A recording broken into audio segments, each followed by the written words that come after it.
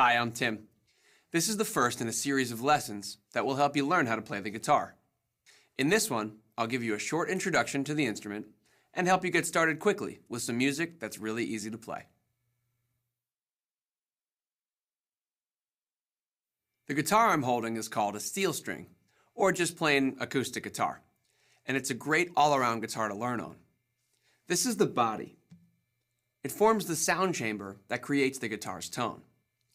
The sound hole is where sound projects from the body.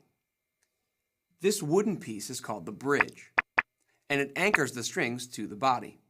This is the neck of the guitar, and the playing surface is the fretboard or fingerboard, where you press your fingers to play notes.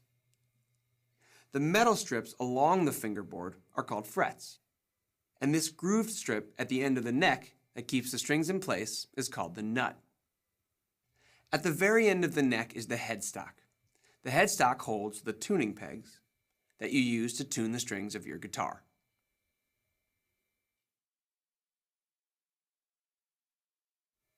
This is an electric guitar. One main difference between electric and acoustic guitars is that most electrics have a solid body like this one. Since there's no hollow chamber where the sound can resonate, the instrument is pretty quiet when you play it acoustically. So pickups are used to capture the sound so it can be made louder. Some electric guitars have 1 or 2 pickups. This one has 3, here, here, and here.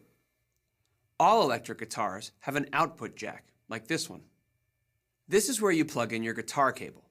The other end goes into an amplifier, or an audio interface that will let you connect your guitar to your Mac. Then you can access a bunch of great amp sounds and effects that are built right into GarageBand.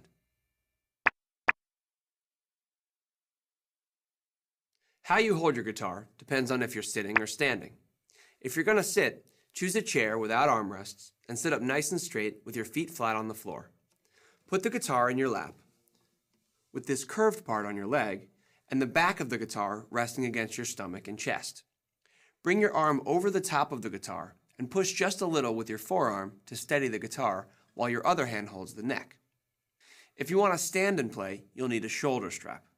The bottom end of the strap attaches to a strap button, which is at the bottom of the guitar, and the top of the strap either connects to another strap button where the neck meets the body, or the strap can be tied around the headstock just past the nut and under the strings.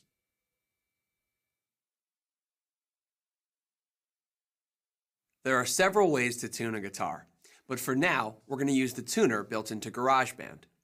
Before we start, let me show you how the tuning pegs work.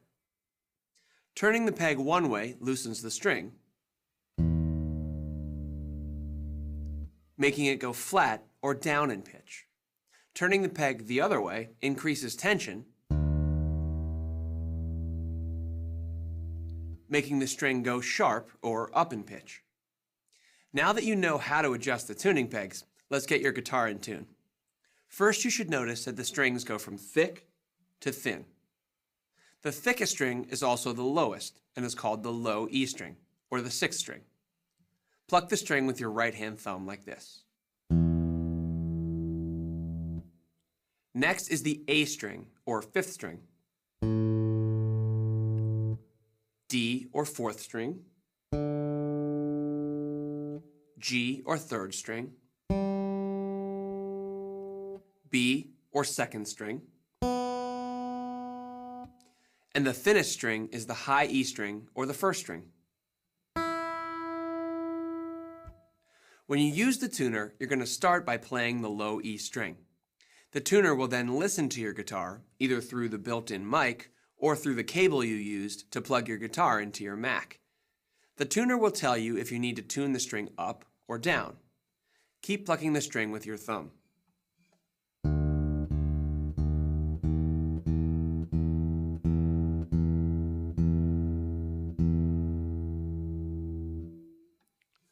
Once the 6th string is in tune, move on to the 5th string, 4th string, and so on all the way through the 1st string. When you're done with all 6 strings, your guitar should be in tune. Since tightening and loosening individual strings can affect the tuning of the other strings, it's also a good idea to repeat the tuning process a second time. Now, click on the tuner button at the top right of the window. When you're done tuning, click on the tuner button again to return to the lesson.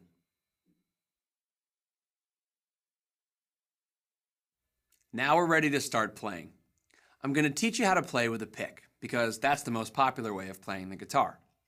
To hold a pick, first bend your index finger and place your thumb on the side of the first knuckle, like this. Now with the other hand, grab the pointed end of the pick and slide the wide end between your thumb and index finger. Hold the pick so only the tip is showing. With your arm over the guitar body, position your hand so the pick is resting on top of the E or 6th string, a few inches away from the end of the fretboard. Make sure the tip of the pick is pointing straight towards the body of the guitar. Pluck down on the string, allowing the pick to come to rest on the A or 5th string below it. Now, one by one, pick across the rest of the strings in the same way, like this.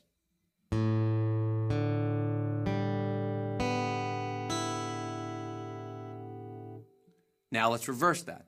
Start by picking up on the high E or 1st string, coming to rest on the B or 2nd string above it. Then follow along with the rest of the strings.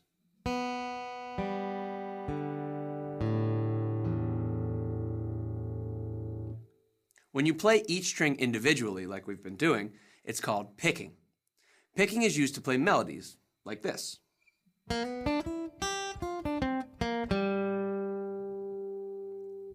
When you play across the strings all at once, it's called strumming. Strumming is used to play chords, like this.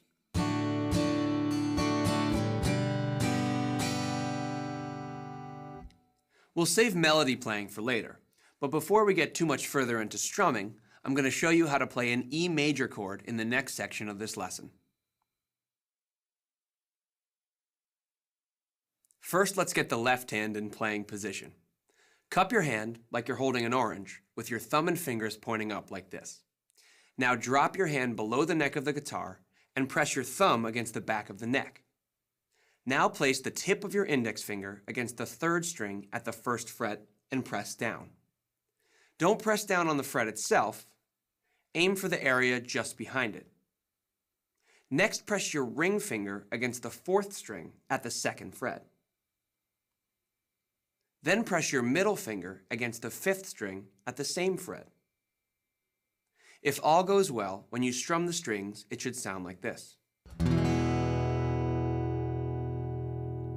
If your chord sounds muted or muffled, try pressing down on the strings a little harder. Also, check to make sure your fretting fingers aren't touching the surrounding strings, making the chords sound like this.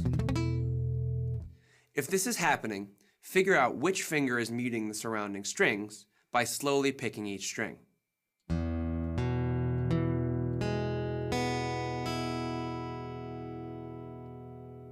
When you figure out which finger is causing the problem, you can adjust it so each note sounds clear. If you're just learning to play guitar, your fingers will probably start to hurt after you play a little bit. This is normal, and everyone who plays guitar has had sore fingers when they first started playing. Play a little bit every day. After a few weeks, your fingers will adjust. Now that we have an E chord under our fingers, it's time to learn a strumming pattern. Strumming patterns are what give your playing rhythm. Here's a basic one that can be used in a lot of songs.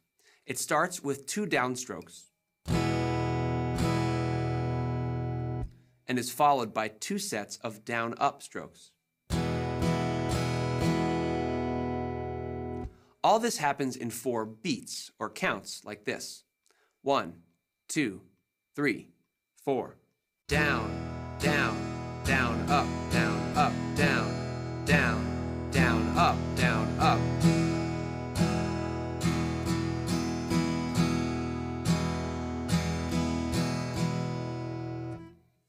You can use E major and this strumming pattern to play along with the band by going to the Play Songs section of this lesson.